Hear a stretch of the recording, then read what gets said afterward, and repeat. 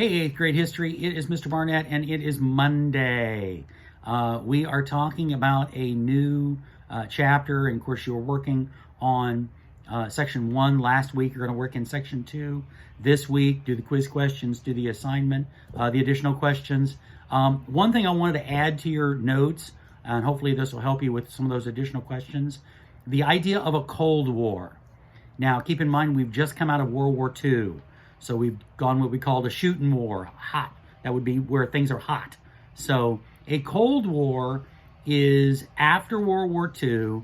Keep in mind the Soviet Union was communist, Russia was communist, America, France, and the United States were all capitalist, all democracies. And so we didn't really trust the Russians.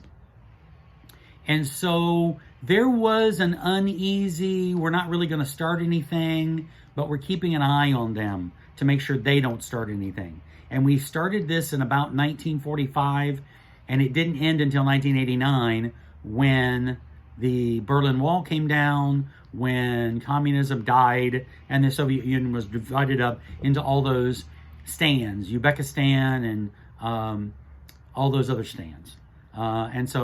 It was a war. It wasn't a war where we shoot at each other, but it's a war where we were on the verge of war for about 40 years. And when I was in school in 8th grade, we were always worried about the Russians who were going to launch this nuclear attack, and we were going to have to respond. And you get 30 minutes to respond. And are we all going to die? And of course, we didn't. But so it's a Cold War. It's not a shooting war, but we're just going to keep an eye on each other to make sure in case war breaks out. So we're ready for war in case war breaks out. And so that's what's known as the Cold War. Never did break out in anything. We threatened each other a lot.